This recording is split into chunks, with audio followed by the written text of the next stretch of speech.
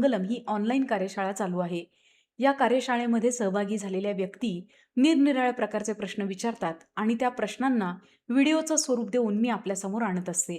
आता या प्रश्नाकडे आपण जर नीटपणे पाहिलं तर याचे 2 भाग आहेत हे आपल्याला चटकन समजतं.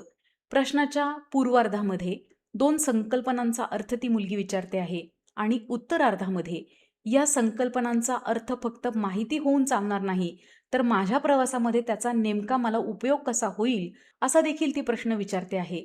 अलीकडच्या काळामध्ये आपण जी कुठली माहिती घेतो आहोत, तिचा आपल्या जगण्यामध्ये काही उपयोग असेल, तरच आपण त्या माहितीकडे तेवढ्या गांभीर्यानं पाहतो. हाच दृष्टिकोन या मुलीचा प्रश्न अतिशय ठळकपणे अधोरेखित करतो आहे. बघा, आपली जी शैक्षणिक पद्धती आहे, त्याच्यामध्ये जे शिकवलं जातं आणि ते शिकवलेलं कितपत कळलं आहे, याच्यासाठी प्रश्नपत्रिका रूपी जे काही समोर येतं आणि ज्याला आपण परीक्षा असं नाव देतो, त्या परीक्षेमध्ये कितीही गुण जरी पडले, तरी जे शिकलो आहोत, जे परीक्षेमध्ये मांडलेलं आहे, ज्याच्यावर आधारित गुण पडलेले आहेत, त्याचा जगत असताना आपण किती उपयोग करतो? खरं तर या प्रश्नाचं उत्तर जर आपण प्रत्येक व्यक्तीला मागायला सुरुवात केली, तर बऱ्याच व्यक्तींचं एकच उत्तर येईल, की मी जे शिकलेले आहे किंवा शिकलेलो आहे, त्याचा जीवन जगत असताना डायरेक्ट काही उपयोग होत नाही. आपल्याला इनडायरेक्टली त्याचा उपयोग होतो एवढंच सांगता येईल. मात्र या मुलीनं जो प्रश्न विचारलेला आहे आणि त्यातनं जी माहिती तिला आणि आपल्याला प्राप्त होणार आहे, तिचा थेट आपल्या जगण्याशी संबंध आहे. बघा, अशा प्रकारचे प्रश्न पडणं आणि त्याची उत्तरं मिळण्याची संधी मिळणं, ही देखील एक गुरुकृपा आहे, असं मला वाटतं. आता या प्रश्नाला अगदी साध्या सोप्या भाषेमध्ये समजावून घेऊयात. प्रश्नाच्या पूर्वार्धामध्ये उपासना आणि साधना या ज्या 2 संकल्पना आलेल्या आहेत, त्याचा अर्थ ती मुलगी विचारते आहे. उपासना या शब्दाकडे पाहूयात. उप म्हणजे जवळ, आसन म्हणजे बसणं. उपासना या शब्दातून प्रतीत होणारा जो अर्थ आहे, तो म्हणजे जवळ बसायचं आहे. नेमकं कोणाच्या जवळ बसायचं आहे आणि कशासाठी बसायचं आहे? आता हे विस्तारानं समजून घेऊयात. खरं तर आपण हे अगदी लहानपणापासून करत आलेलो आहोत. मात्र या प्रश्नाच्या निमित्तानं पहिल्यांदा ते औपचारिकरित्या आपण ऐकत आहात आणि मी देखील बोलते आहे. आपल्या घरामध्ये जर लहान मुलं असेल, तर वडीलधारी मंडळी संध्याकाळच्या वेळेला ज्यावेळेला दिवाबत्ती करतात, त्यावेळेला त्या मुलाकडून अगदी सुरुवातीच्या टप्प्यावर शुभं करोती म्हणून घेतात. इथून सुरू झालेला हा प्रवास, हा उपासनेची पहिली पायरी आहे. उपासना ही ईश्वराच्या जवळ बसण्यासाठी आपल्याला प्रेरित करते. खरं तर त्या नकळत्या वयामध्ये काहीही कळत नसतं. आपण फक्त दिव्यासमोर बसायचं आहे, दिव्याकडे बघायचं आहे आणि शुभं करोती म्हणायची आहे. ती पण का म्हणायची, तर आपल्या आई-वडिलांनी सांगितली म्हणून. आता हे देखील आपण का करतो? तर आपण ज्या कुटुंबामध्ये जन्माला आलेलो आहोत, तिथे हे कायम चालत आलेलं आहे आणि त्याचंच आपण अनुकरण करतो आहोत, हा तो भाव असतो. पुढे जसं आपलं वय वाढत जातं, जसजशा गोष्टी आपल्यासमोर उलगडत जातात, तसं उपासनेचं स्वरूप म्हणजेच ती करण्यामागचा जो आपला हेतू आहे, तो बदलत जातो. आपण ज्या कुळामध्ये जन्म घेतलेला आहे, त्याचे जे कुळदेव, कुळदेवी आहेत किंवा वार्षिक जे कुळाचार आहेत, ते देखील उपासनेचा एक भाग म्हणून आपल्या आयुष्यामध्ये प्रवेश करतात. आता इथे आपल्याला उपासना म्हणजे काय आहे, याची थोडीशी स्पष्टता यायला लागते. कुळदेव, कुळदेवी असतील किंवा घरातल्या देव्हाऱ्यामध्ये असलेले आपण स्थापन केलेले देव असतील, यांच्या संदर्भामध्ये आपण नैमित्तिक स्वरूपामध्ये म्हणजेच नेहमी एखादी गोष्ट जी करत असतो, ती उपासना आहे. अर्थात ती करण्यासाठी आपल्याला त्यांच्या सानिध्यात जावं लागतं, म्हणजेच जवळ जावं लागतं. समजण्यासाठी देवपूजा हा शब्द पुरेसा आहे. देवपूजा करत असताना आपण घरामध्ये जे देव आहेत त्यांच्या संदर्भामध्ये जे काही उपचार करतो, तो उपासनेचा अतिशय महत्त्वाचा घटक म्हणून मानला जातो. याच्याच मध्ये पुढे आपण आरती म्हणतो किंवा मनातल्या मनात एखादी जपमाळ करतो, एखादी मंत्र आराधना करतो किंवा आपलं नैमित्तिक काही स्तोत्र असेल, काही पठण असेल, ते करत असतो. उपासनेमध्ये भक्तियुक्त अंतःकरणाने या सगळ्या गोष्टी ज्या वरवर दिसताना बाह्य जरी दिसत असल्या, तरी अंतिमतः त्या आपल्या अंतरावरती, आपल्या अंतर्मनावरती परिणाम करत असतात, हे आपल्याला पुढच्या टप्प्यावरती कळून येतं. उपासनेमध्ये भजन आणि नामस्मरण मोठ्यानं करणं, हा देखील महत्त्वाचा घटक अंतर्भूत आहे. आपण जर आपल्या आजूबाजूला पाहिलं, तर बहुसंख्य जी लोकं आहेत, बहुसंख्य जो समाज आहे, तो उपासनेकडे कल असलेला आहे. याचं कारण अगदी साधं आहे. आपल्या जगण्यासाठी जे काही कमावणं आपल्याला अपेक्षित आहे, ते करत असताना आपण जी काही नोकरी करतोय, जो काही व्यवसाय करतो आहे, त्याच्यामध्ये आपण इतके गुरफटले गेलेलो आहोत, की आपल्याला स्वस्थपणे बसून स्वतःच्या आत डोकावण्यासाठी वेळ नाही. अशा व्यक्तींना उपासना क्षणभराची का होईना एक शांत अशी शीतल विश्रांती देण्यासाठी कारणीभूत ठरते. आणि म्हणूनच असे साधक आपल्या दिनकर्मामध्ये सकाळच्या वेळेला असेल किंवा सायंकाळच्या वेळेला असेल, या उपासनेचा अंतर्भाव करतात आणि क्षणभराचं का होईना ईश्वराचं सानिध्य आपल्या पदरामध्ये पाडून घेतात. इथे भक्तियुक्त अंतःकरणाने ईश्वराच्या जवळ जाणं किंवा आपल्या सद्गुरूंच्या जवळ जाणं, एखाद्या ग्रंथाच्या मंत्राच्या जवळ जाणं हे अपेक्षित आहे. आता या प्रश्नातली दुसरी जी संकल्पना आहे ती म्हणजे साधना. साध्य करून घेणे म्हणजे साधना. इथे जे साध्य करून घ्यायचं आहे त्याचा नित्य नियमाने सराव करावा लागतो आणि तोही न थकता. अर्थात हा सराव ज्या व्यक्तीनं साधना स्वीकारलेली आहे तिच्या निष्ठेवर, तिच्या प्रयत्नांवर आणि तिच्या सातत्यावर आधारित आहे. आता तुलनात्मक दृष्ट्या जर आपण पाहायला गेलो तर इथे पटकन लक्षात येईल, उपासनेमध्ये बाह्य गोष्टी ह्या महत्त्वाच्या आहेत, तर साधनेमध्ये साधकाच्या अंतर्मनाची जी स्थिती आहे, जी तयारी आहे किंवा श्रम करण्याची जी क्षमता त्या जीवानं अर्जित केलेली आहे, ती आधारभूत आहे. उपासना आणि साधना याच्यामध्ये हा मूलभूत फरक आहे. उपासना ही बाह्य साधनांच्या आधारे काही एक अनुसंधान करण्यासाठी आपल्याला मदत करते, तर साधना अनुसंधानासाठी स्वतःच्या आतमध्येच म्हणजे अंतर्मनातील शक्तीचा उपयोग करून घेते. उपासनेमध्ये देवपूजा असेल, मंत्रस्तोत्र जप करणं असेल किंवा पठण करणं असेल, तर साधनेमध्ये साधकाच्या सर्वांगीण शुद्धीचा अतिशय महत्त्वाने विचार केला जातो. या सर्वांगीण शुद्धीमध्ये शारीरिक शुद्धीसाठी योगासनं असतील, तर मनाच्या स्थिरतेसाठी आणि शांततेसाठी प्राणायाम आणि ध्यान या गोष्टींवर भर दिलेला आहे. खरं तर कोणत्याही साधकाचा प्रवास जो आहे तो उपासनेकडून साधनेकडे होताना दिसतो. प्रवासाच्या सुरुवातीलाच जर क्लिष्ट किंवा कठीण अशा गोष्टी करायला सांगण्यात आल्या, तर तो प्रवासी त्या प्रवासाला जाणारच नाही. आणि म्हणूनच उपासनेमध्ये अगदी सहज भावाने, भक्तियुक्त अंतःकरणाने ज्या बाह्य गोष्टींचा उपयोग केला जातो, त्यानं एक विशिष्ट अनुसंधान साधलं जातं. आणि ज्या वेळेला एका विशिष्ट अनुसंधानाची पातळी एखादा साधक गाठतो, त्यानंतर मग खऱ्या अर्थानं साधना त्याच्या आयुष्यामध्ये प्रवेश करते. आता नेमकं हे होतं कसं? प्रत्येकाच्याच बाबतीत हे असं होतं का? किंवा होत असताना ते नेमकं कशा पद्धतीनं होतं? खरं तर या सगळ्या प्रश्नांची उत्तरं व्यक्तिपरत्वे बदलतात. प्रत्येक जीवाच्या बाबतीत हे ट्रान्झिशन हा जो परिवर्तनाचा एक जो महत्त्वाचा टप्पा आहे, तो होतोच असं नाही. अनेक साधकांच्या बाबतीमध्ये भक्तियुक्त अंतःकरणानं ईश्वराच्या सानिध्यापर्यंत जाणं हे निश्चित असतं. आपल्याकडे याचं अतिशय सुंदर उदाहरण आहे, ते म्हणजे वारकरी संप्रदायातील सहभागी असलेले जनसामान्य जन. खरं तर या साधकांना आपण वर्षातून एकदाच आळंदी ते पंढरपूर असं काहीतरी करताना पाहत असतो. मात्र हा आपला भ्रम आहे.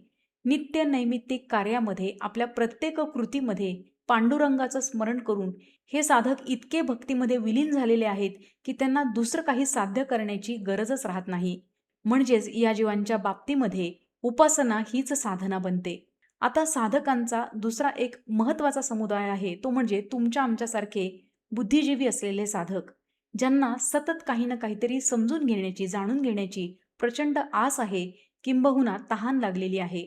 समजा एखाद्या जीवानं दीर्घकाळ काही एक उपासना केलेली असेल, अर्थातच त्या उपासनेचं फळ म्हणून काही एक अनुभूती, काही एक अनुभव त्या जीवाच्या पदरामध्ये पडतात आणि मग त्या जीवाला आणखीन पुढची आस लागते. ती आस म्हणजे उपासनेच्या पलीकडे आणखीन काही आहे का? ते करून मी ईश्वराच्या जवळ जाण्यासाठी अधिक सक्षम किंवा पात्र बनू शकतो. अनेकदा या संदर्भामध्ये वेळ हा घटक देखील अतिशय महत्त्वाची भूमिका बजावतो. इथे आपल्याला आणखीन एक महत्त्वाचा फरक लक्षात घ्यावा लागेल. उपासनेचा आधार हा भक्तिमार्ग आहे, तर साधनेचा आधार हा बऱ्याच वेळेला ज्ञानमार्ग असतो. त्यामुळे ज्ञानमार्गामध्ये असलेल्या व्यक्तीची जी तहान आहे, जी भूक आहे, ती निरंतर चालणारी आहे. उपासनेमध्ये भक्तिमार्ग असल्यामुळे समर्पण एका क्षणामध्ये होतं आणि मग कुठली पुढची आस किंवा काही मिळवण्याची, काही प्राप्त करण्याची जी इच्छा आहे, ती तितकी तीव्र असत नाही, जेवढी साधना मार्गामध्ये असते. खरं तर हे समजायला इतकं क्लिष्ट आहे. कधी-कधी ह्या दोनही गोष्टी इतक्या बेमालूमपणे एकत्र असतात, की आपण साधना करतो आहोत की उपासना करतो आहोत, हे देखील समजायचं बंद होतं. कदाचित आपल्यापैकी काही श्रोते, काही प्रेक्षक असे असतील, की ज्यांनी आजवर कधी या 2 संकल्पनांचा सुट्या पद्धतीनं, वेगळ्या पद्धतीनं विचारही केलेला नसेल किंवा काहींनी आजवर या 2 संकल्पनांच्या भोवतीच इतक्या वेळेला विचार केलेला असेल, की शेवटी नेमकं ह्यातलं कोणतं टोक घेऊन आपल्याला चालायचं आहे, हे कळायचं देखील काहींचं बंद झालेलं असेल. अगदी सोप्या आणि साध्या भाषेत जर नेमकेपणाने समजून घ्यायचं असेल, तर याच्याकडे कसं पाहायचं? समजा एका भांड्यामध्ये काठोकाठ पाणी आपण भरलेलं आहे. पाण्यानं भरलेला जो काठ आहे ती म्हणजे उपासना, जी आपल्याला सहजपणे आणि चटकन दिसते देखील आणि समजतेही. पाण्यामध्ये मध्यभागी जर आपण पाहण्याचा प्रयत्न केला, तर आपल्याला काठोकाठ जर भांडं भरलेलं असेल, तर खोलीची कल्पना येत नाही. बाहेरून आपण त्या खोलीचा अंदाज लावू शकतो. मात्र समजा आपल्याला बाहेरून भांडं दिसतच नाही, आपण वरनं ते भांडं पाहत आहोत, अशी जर कल्पना केली, तर आपल्याला खोलीचा अंदाज येत नाही. साधना ही अशा अंदाज न येणाऱ्या खोलीसारखी आहे. जितकं ज्ञानमार्गाने आपण खोल जाऊ, तेवढे निरनिराळे प्रकाशाचे दरवाजे आपल्यासाठी उघडे होत जातात आणि आपण पुढे चालतच राहतो. आता या प्रश्नाचा उत्तरार्ध पाहूयात. साधकाच्या आयुष्यामध्ये यांचं काय महत्त्व आहे किंवा उपयोग काय होतो? निश्चितपणे सुरुवातीच्या टप्प्यावर उपासना ही अतिशय महत्त्वाची आहे. आपण ज्या काळामध्ये जन्माला आलेलो आहोत, तिथे डिस्ट्रॅक्शन म्हणजे विचलित करणारी असंख्य साधनं आपल्या आजूबाजूला आहेत. त्या विचलित करणाऱ्या असंख्य साधनांमधून मला जर माझं अनुसंधान टिकवायचं असेल, तर उपासना ही सुरुवातीच्या टप्प्यावर अतिशय महत्त्वाची भूमिका पार पाडते आणि तिचे होणारे दीर्घकालीन अनुकूल परिणाम आपल्यापैकी बहुतेक जीवांनी अनुभवलेले आहेत. खरं तर उपासना ज्यावेळेला परिपक्वतेचं रूप धारण करते, त्यावेळेला ती बेमालूमपणे साधनेमध्ये परावर्तित होते. उपासनेचा आधार भक्ती आहे. भक्तीमधून समर्पण साध्य होतं आणि मग समर्पणातूनच जे काही आजूबाजूला चाललेलं आहे, ते मला समजून घ्यायचं आहे, हा नम्र भाव आपल्यामध्ये निर्माण होतो. खरं तर भक्ती मार्ग, ज्ञानमार्ग आणि कर्ममार्ग याचा आपण सुट्या पद्धतीनं उल्लेख जरी करत असलो, तरी देखील अनेकदा या तीनही गोष्टी एकत्रितपणे एखाद्या साधकाच्या आयुष्यामध्ये अशा काही बेमालूमपणे काम करत असतात, की ज्याची कल्पना कदाचित त्या साधकालाही येत नाही. खरं तर अनेक साधकांच्या आयुष्यामध्ये सुरुवातीच्या टप्प्यावर असलेली उपासना पुढे साधनेमध्ये परावर्तित झालेली आहे. खरं तर हा सगळा प्रवास एका अंतिम ध्येयाच्या दिशेनं चाललेला आहे. आपल्याला काहीतरी प्राप्त करायचं आहे.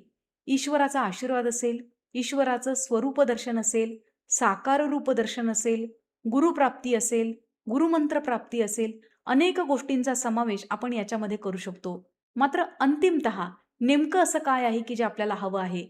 अगदी शांतपणे या प्रश्नाच्या उत्तराचा जर विचार केला, तर उत्तर कदाचित आपल्या अंगावर येणार आहे किंवा आपल्याला ते पटणार नाही. मानव देह धारण केलेली प्रत्येक व्यक्ती ही सुप्त स्वरूपामध्ये भगवंत स्वरूपच आहे. आपण अनेकदा असं ऐकतो की एखाद्या जीवाला साक्षात्कार झाला, एखाद्याला अनुभूती आली. नेमकं हे होतं कसं? जर त्या देहाची किंवा त्या मानवाची जर पात्रता नसेल, तर ते त्याला प्राप्त होऊ शकेल का? बाहेरून कुठली काही गोष्ट येणार आहे, जी गोष्ट आतच आहे, मात्र जिचं आपल्याला भान नाही, असं हे अध्यात्म आहे. खरं तर आपल्याला जे प्राप्त करण्याची आस लागलेली आहे, ते आपल्या स्वतःच्या आतच आहे. मुद्दा हा आहे, की ते आपल्याला अनुभूतीला येत नाही, म्हणून त्याच्यावरती आपला विश्वास बसत नाही. ते अनुभूतीला यावं आणि आपल्या अस्तित्वावर, आपल्या मूळ रूपावरती विश्वास बसावा, याच्यासाठी उपासना आणि साधना आहेत. निरनिराळे मार्ग आहेत. कर्ममार्ग असेल, भक्तिमार्ग असेल, ज्ञानमार्ग असेल, यासारख्या गोष्टींच्या आधारे आपण आपल्याच मूळ रूपाकडे प्रस्थान करत असतो. आता हे सगळं ऐकायला खूप सोपं वाटत असलं, तरी देखील आपल्या अनुभूतीचा तो भाग नाही. त्यामुळे त्याच्यावरती चटकन विश्वास बसणं अशक्य आहे. एखाद्या जीवाला हे पुस्तकी देखील वाटू शकतं. मात्र आपल्यापैकी ज्या व्यक्तींना खऱ्या अर्थानं याची अनुभूती आलेली आहे, त्यांना या शब्दांमधून प्रतीत होणारा जो अर्थ आहे, तो निश्चितपणे पोहोचणार आहे. अनेक वर्षांपूर्वी श्री रमण महर्षी यांनी प्रश्न विचारला होता, की "हू एम आय?" म्हणजे मी कोण आहे? आता या प्रश्नाचं उत्तर त्यांच्या आधी होऊन गेलेल्या अतिशय महत्त्वाच्या व्यक्तीनं यापूर्वीच दिलेलं आहे. ते म्हणजे आदिगुरु श्री शंकराचार्य, "अहम ब्रह्मास्मी." मी ब्रह्म आहे. रमण महर्षींनी विचारलेला प्रश्न आहे आणि आदिगुरु शंकराचार्य यांनी केलेला उद्घोष आहे, घोषणा आहे. या दोनही वाक्यांनी जगभरातल्या अनेक जीवांना साधना मार्गावरती आणण्याचं काम केलेलं आहे. किंबहुना न थकता, न कंटाळता पुढे जाण्यासाठी प्रेरणा देखील दिलेली आहे आणि आजही देत आहेत. आपल्या सगळ्यांच्या आयुष्यामध्ये ही प्रेरणा खऱ्या अर्थानं तो प्रकाश मार्ग दाखवणारी ठरो आणि लवकरात लवकर आपल्या आत असलेल्या त्या ब्रह्मतत्वाशी आपली लवकर गाठभेट होवो, ही सदिच्छा आपल्या सगळ्यांसाठी आपल्या सगळ्यांच्या वतीनं श्री गुरूंच्या चरणी अर्पण करते आणि आज या व्हिडिओमध्ये इथेच थांबते. मंगलम या ऑनलाईन कार्यशाळेच्या अंतर्गत अशाच प्रकारचे निरनिराळे प्रश्न आपण अगदी मनमोकळेपणानं विचारू शकता आणि आपल्याबरोबर इतरांना देखील मदत करू शकता. या कार्यशाळेमध्ये जर आपल्याला सहभागी व्हायचं असेल, तर डिस्क्रिप्शनमध्ये दिलेल्या WhatsApp क्रमांकावरती संपर्क करून आपण आपली नावनोंदणी आजच करा. लवकरच भेटूयात असाच एक छानसा व्हिडिओ घेऊन. तोपर्यंत श्री स्वामी समर्थ.